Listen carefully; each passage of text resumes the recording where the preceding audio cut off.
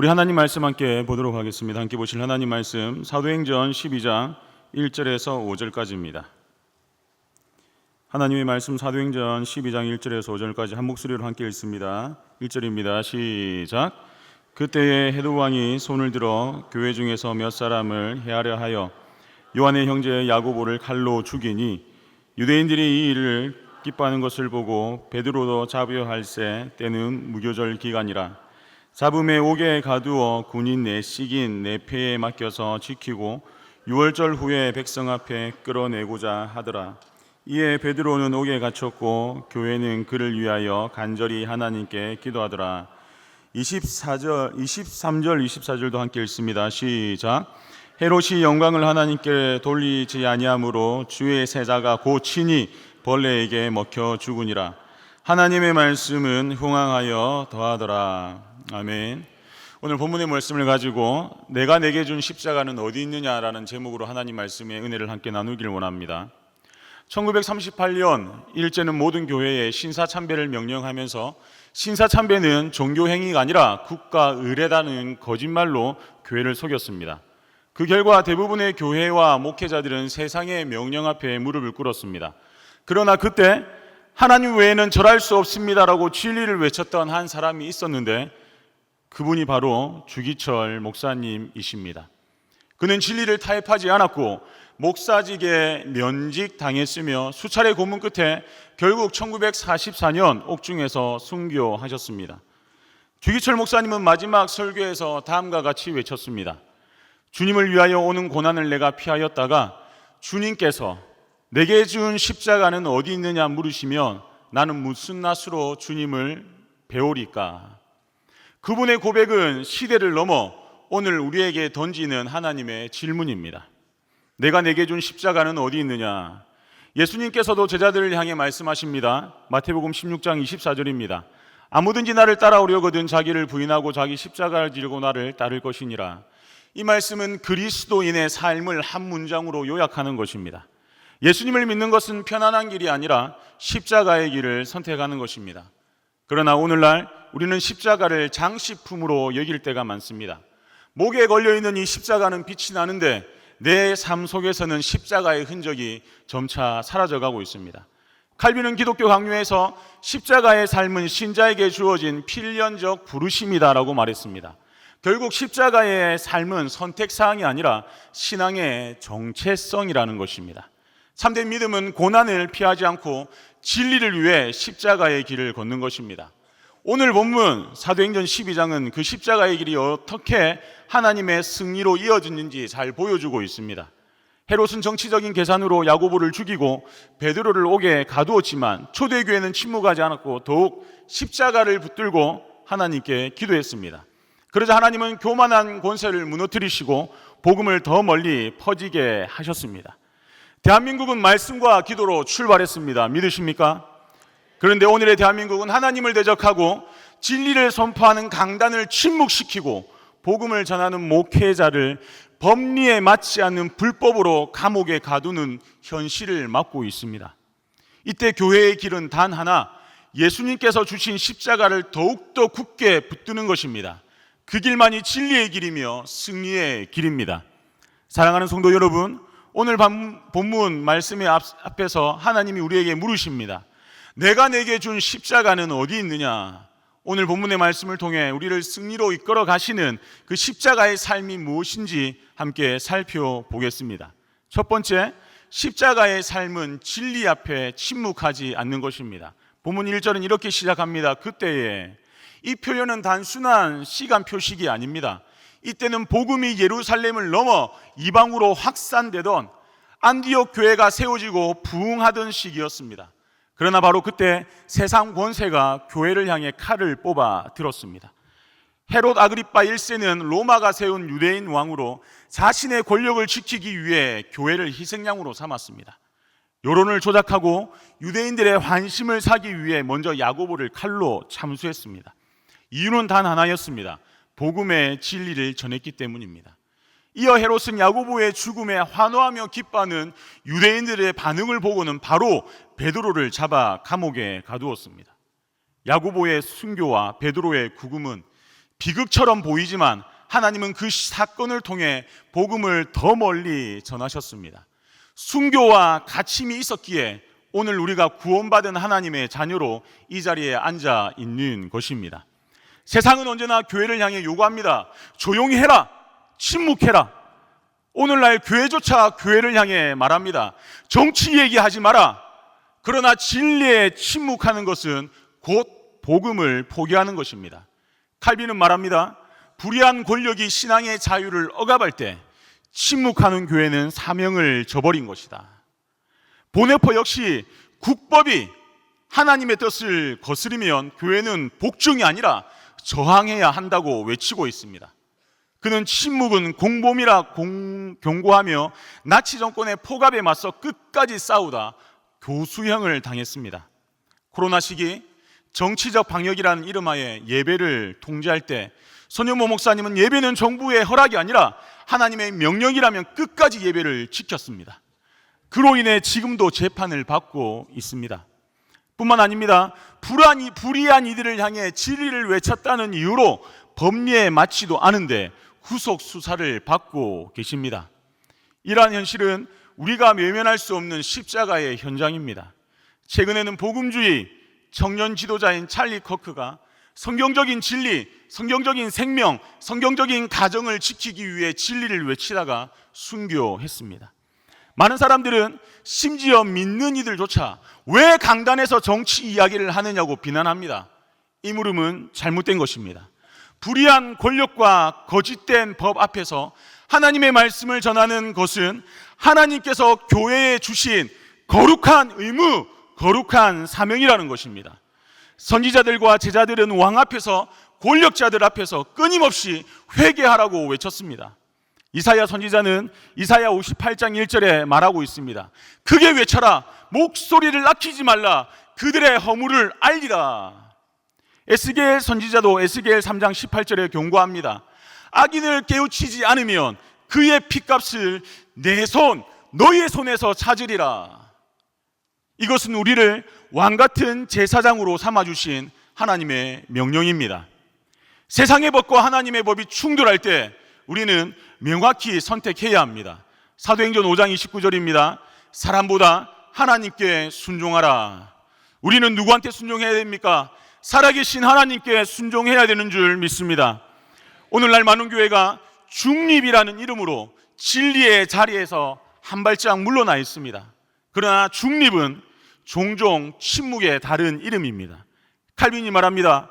교회는 세상 한가운데에서 하나님의 통치를 증거하도록 세워졌다. 불의가 세상을 다스릴 때 침묵하는 교회는 이미 불의의 편에 선 것이다. 오늘날 대한민국은 하나님을 대적하는 방향으로 흘러가고 있습니다.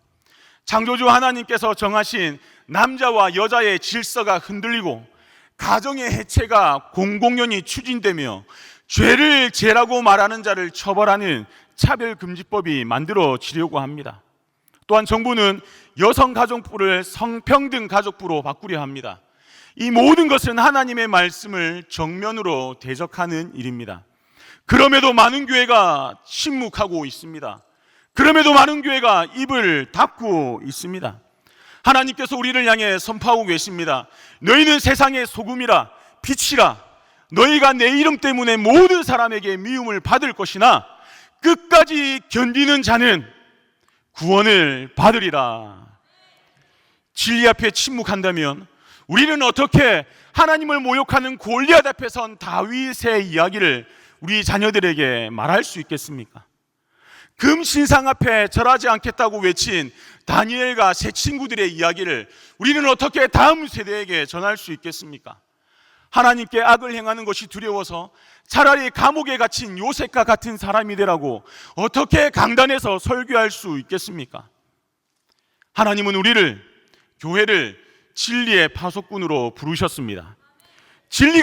교회가 침묵하면 우리의 자녀는 세상의 가치에 휩쓸려 아무 쓸모없어 버려지는 나뭇가지가 될 것입니다. 그러나 교회가 진리를 외치면 우리의 자녀 다음 세대는 하나님의 백성으로 이 세상을 다스릴 것입니다. 야고보와 베드로 그리고 바울은 죽음 앞에서도 침묵하지 않았습니다. 그 결과 땅끝까지 복음이 증거되었습니다.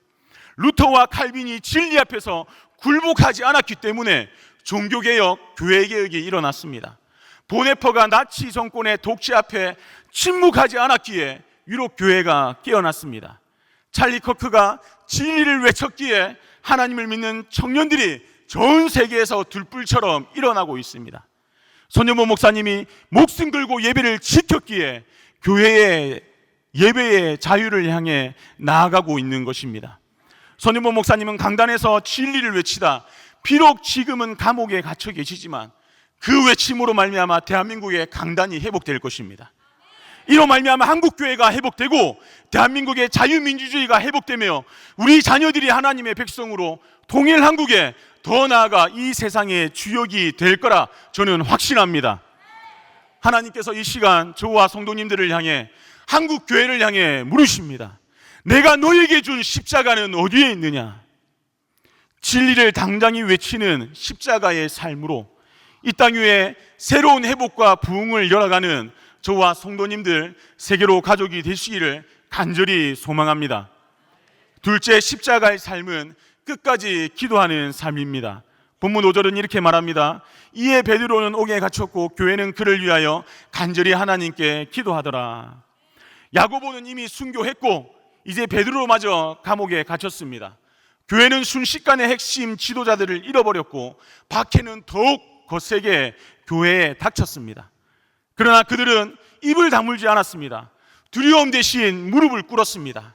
간절이라는 이 단어는 할 수 일을 끝까지 당기듯 온 힘을 다해 기도에 힘을 쏟는다는 뜻입니다. 그들의 기도는 생명을 건 진리의 싸움이었습니다. 그들은 무엇을 위해 기도했겠습니까? 본문은 구체적으로 기도에 대한 내용은 언급하지 않지만 사도행전 4장 28절에서 30절이 그 내용을 비춰줍니다. 베드로와 요한은 복음을 전하다 유대 지도자들에게 협박을 받게 됩니다. 다시는 복음을 전하지 말라는 협박을 받고 풀려난 뒤 교회에 돌아와 자신들이 겪었던 일들을 말합니다. 그리고 예루살렘 교회는 한 마음으로 기도합니다. 그 기도의 내용이 무엇이었냐면 박해자들의 위협 속에서도 당당히 복음을 전하며 살게 해달라는 것이었습니다. 예루살렘 교회의 기도 초점은 살려달라는 것이 아니라 복음의 일꾼으로 더욱 쓰임받게 해달라는 것이었습니다. 베드로가 잡혔을 때 예루살렘은 또한 베드로를 위해서 그렇게 기도했다는 것입니다. 손여보 목사님께서 구속되시기 전에 항상 다음과 같은 말씀을 하셨습니다. 나 한 사람이 감옥에 가서 한국교회가 깨어나고 대한민국의 자유민주주의가 회복된다면 나는 기꺼이 감옥에 가겠다. 차별금지법이 발의가 된다면 나는 목숨을 던져서라도 차별금지법을 막아낼 것이다. 목사님은 감옥에 계신 지금도 자신의 안위를 위해 기도하지 않으십니다. 한국교회의 회복과 대한민국의 자유민주주의를 위해 또 복음 전파를 위해 계속 기도하고 계십니다. 실제로 지금도 부산 구치소에서 복음을 전하고 계십니다. 책까지 쓰셨습니다. 곧 그 책이 발간될 예정입니다. 하나님은 부산 구치소에 복음을 들어야 할 사람이 있었기 때문에 손여보 목사님을 부산 구치소로 잠시 출장을 보내신 것입니다. 믿으십니까? 하나님은 반드시 손여보 목사님을 세상이 감당하지 못하는 더 큰 복음의 도구로 사용하실 것입니다. 야고보의 죽음과 베드로의 구금은 교회의 패배처럼 보였지만 교회는 기도로 오히려 더 강해졌습니다. 기도는 두려움을 믿음으로, 절망을 하나님의 역전으로 바꾸는 통로입니다. 예루살렘 교회의 성도들은 지도자가 죽고 지도자가 감옥에 갇혔을 때 밤새도록 모여 하나님께 부르짖었습니다. 감옥 문은 굳게 닫혀 있었지만 기도의 문은 더욱 활짝 열렸습니다. 그 결과 베드로의 쇠사슬이 풀리고 옥문이 열렸습니다. 사람은 묶을 수 있습니다. 그러나 하나님의 일하심은 결코 묶을 수 없습니다. 성경은 우리를 그리스도의 한 지체라고 말합니다. 그러나 오늘 한국교회는 한 지체의 아픔 앞에 침묵하고 있습니다. 가족이 불합리하게 고통받고 있는데 모른 척 한다면 그것이 과연 가족이겠습니까? 고신총회가 열리는 기간 담임 목사님의 불합리한 구속을 알리기 위해 플랜카드를 제작해서 올라갔습니다. 그리고 그 플랜카드 앞에서 사진을 찍어달라고 요청했습니다. 수백 명의 목사님들, 수백 명의 장로님들이 총회에 계셨는데 함께 하신 분들은 30명도 되지 않았습니다. 그때 저는 깊은 좌절과 슬픔을 느꼈습니다. 우리가 하나님 안에서 한 가족이 맞습니까?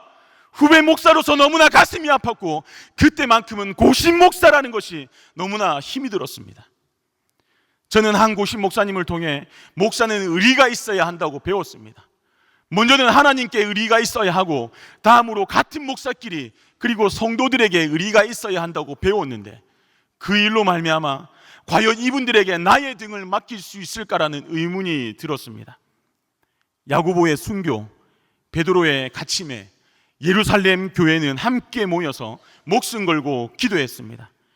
야고보가 죽었지만 베드로가 옥에 갇혔지만 그 목숨 건 기도가 바로 초대 교회의 부흥의 원동력이 되었습니다. 우리도 그렇게 함께 모여 힘을 다해 기도해야 되지 않겠습니까? 지금 우리는 종교의 자유뿐만 아니라 진리의 자유, 양심의 자유, 복음의 자유까지 위협받고 있습니다. 교회가 침묵하면 다음 세대는 기도할 자유도 복음 전할 자유도 잃게 됩니다. 하나님은 이 시대의 교회를 향해 답을 말씀하고 계십니다. 너희가 얻지 못함은 구하지 아니함이라. 너희가 얻지 못함은 기도하지 아니함이라. 사랑하는 성도 여러분, 하나님은 지금도 기도하는 교회를 통해 일하십니다. 우리가 한국 교회가 합심하여 무릎 꿇을 때 하나님은 이 나라의 미래를 바꾸십니다. 우리가 외쳐야 할 때 침묵하고 무릎 꿇어야 할 때 편히 앉아 있다면 이 땅의 회복은 멀어질 것입니다. 그러나 우리가 함께 모여 부르짖는다면 우리의 기도는 하늘을 움직이는 능력이 될 것입니다. 교회는 그를 위하여 간절히 하나님께 기도하더라. 기도하는 교회는 결코 패하지 않습니다. 기도하는 세대는 결코 무너지지 않습니다. 베드로를 위해 기도했던 초대교회처럼 손영보 목사님과 이 나라의 자유와 복음을 위해 다음 세대를 위해 끝까지 기도하는 저와 성도님들 그리고 한국교회가 될 수 있기를 간절히 부탁드립니다. 세 번째, 십자가의 삶은 반드시 승리하는 삶임을 믿는 것입니다. 본문 23절과 24절입니다. 헤롯이 영광을 하나님께 돌리지 아니하므로 주의 사자가 곧 친히 벌레에게 먹혀 죽으니라.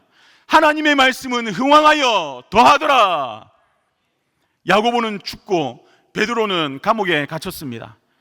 인간적인 눈으로 보면 패배한 것 같습니다. 그러나 하나님은 침묵하지 않으셨습니다. 헤롯은 교회를 박해하고 사람들의 한호 속에서 자신을 신처럼 높였습니다. 그러나 하나님은 그 교만을 참지 않으시고 즉시 심판하셨습니다. 벌레에게 먹혀 죽으니라. 한순간에 모든 것이 무너진 것입니다. 세상의 권세는 무너졌습니다. 하나님만이 이 세상 모든 권세자들의 주관자가 되시기 때문입니다.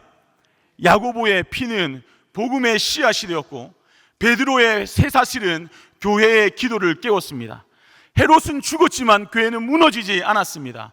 오히려 복음은 더욱더 힘있게 퍼져나갔습니다. 이것이 십자가의 역설적인 승리입니다. 하나님은 언제나 역사의 주관자가 되십니다. 예수님께서 말씀하셨습니다. 요한복음 16장 33절입니다. 세상에서는 너희가 환난을 당하나 담대하라. 내가 세상을 이겼노라. 예수님께서 이미 세상을 이기셨습니다. 세상 눈에는 십자가가 실패처럼 보입니다. 그러나 믿는 자들에게 십자가는 이미 승리로 확정된 길입니다. 예수님께서 죽음을 이기시고 부활하셨기 때문입니다. 그분이 세상을 이기셨기에 그분을 따르는 우리도 이미 100% 승리로 결정된 길을 걸어가고 있는 것입니다. 우리가 붙드는 십자가는 패배의 표식이 아니라 완전한 승리의 깃발입니다. 초대교회의 역사가 이것을 증명합니다. 핍박이 거셀수록 복음은 더 멀리 퍼져나갔습니다. 사도 바울이 그 대표적인 예입니다. 그는 매를 맞았습니다. 죽임을 당할 뻔했습니다. 갇혔습니다. 파선을 당했지만 이렇게 고백합니다. 디모데후서 2장 9절입니다.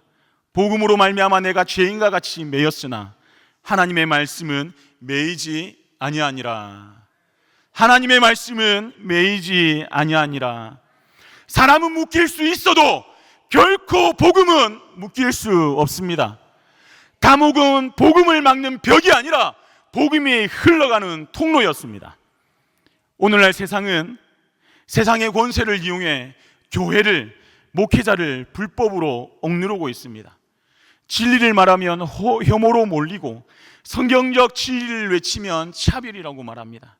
성평등, 차별금지, 젠더 이데올로기 등 하나님의 창조 질서를 뒤흔드는 법들이 만들어지고 있습니다. 그러나 하나님의 말씀은 결코 패하지 않습니다. 하나님의 말씀은 흥하여 더하더라. 하나님의 말씀은 흥하여 더하더라. 진리를 붙든 교회는 반드시 승리합니다. 손윤보 목사님은 진리를 외치다 감옥에 갇혀 계십니다. 세상 사람들은 잘 되었다며 당연하다며 비웃고 비난합니다. 그러나 그 감옥은 하나님의 승리를 준비하는 자리임을 믿으시길 바랍니다. 야고보의 순교, 베드로의 갇힘, 복음을 위해 목숨 걸었던 청년 찰리 커크의 순교, 손윤보 목사님의 구속, 이 모든 길은 다 하나님께 영광으로 끝나는 십자가의 길인 것입니다. 지금 한국교회는 위기에 놓여 있습니다. 진리보다는 침묵과 안전을, 복음보다는 세상의 평판을, 십자가보다는 안정을 택하고 있습니다. 그러나 창조주 하나님의 몸된 교회는 세상에 굴복할 수 없습니다. 세상의 눈치를 보는 순간 복음은 빛을 잃습니다. 예수님께서 말씀하십니다. 너희는 세상의 빛이라. 세상을 이긴 이금은 이것이니 우리의 믿음이니라. 정말 사랑하고 존경하는 세계로 가족, 그리고 한국교회 성도 여러분, 십자가의 길은 고난의 길이지만 그 끝은 반드시 100% 승리하는 승리의 길입니다. 하나님은 지금도 그 길을 걷는 사람들을 통해 세상을 새롭게 하시고 교회를 일으키십니다. 그 한 사람이 바로 저와 성도님들, 우리 한국교회가 될 수 있기를 간절히 소망합니다. 말씀을 맺겠습니다. 사랑하는 성도 여러분, 십자가의 삶은 고난으로 시작하지만 반드시 부활 승리로 끝납니다. 야고보의 피는 복음의 씨앗이 되었고 베드로의 쇠사슬은 교회의 기도를 깨웠습니다. 영원할 것만 같았던 헤롯의 권세는 무너졌지만 하나님의 말씀은 살아 역사합니다. 주기철 목사님은 이렇게 고백하셨습니다. 주님을 위하여 오는 고난을 내가 이제 피하였다가 이 다음에 주님이 내가 내게 준 십자가는 어디 있느냐라고 물으시면 내가 무슨 말로 대답하랴. 주기철 목사님은 형장의 이슬로 사라졌지만 그분의 순교의 피는 한국 부흥의 씨앗이 되었습니다. 하나님은 그 한 사람의 순교를 통하여 6.25 전쟁의 폐허 위에 이 나라 대한민국을 다시 세우셨습니다. 그 시기 초대 대통령이셨던 이승만 대통령님은 이 나라는 하나님이 세우신 나라라고 고백하며 국회 개회식에서 기도로 나라를 시작하셨습니다. 이승만 대통령은 성경의 원리 위에, 자유의 신앙의 토대 위에 자유민주주의 대한민국을 세웠습니다. 주기철 목사님의 피와 이승만 대통령의 믿음이 만나 하나님은 이 민족을 경제대국, 선교 한국으로 세워주셨습니다. 사랑하는 성도 여러분, 하나님은 지금 이 시간 우리에게 묻고 계십니다. 내가 내게 준 십자가는 어디 있느냐? 내가 내게 준 십자가는 어디 있느냐? 내가 내게 준 그 십자가는 어디에 있느냐? 그 질문 앞에 부끄럽지 않기를 원합니다. 그 질문 앞에 쪽팔리지 않기를 원합니다. 그 질문 앞에 당당히 설 수 있는 우리 모두가 되기를 원합니다.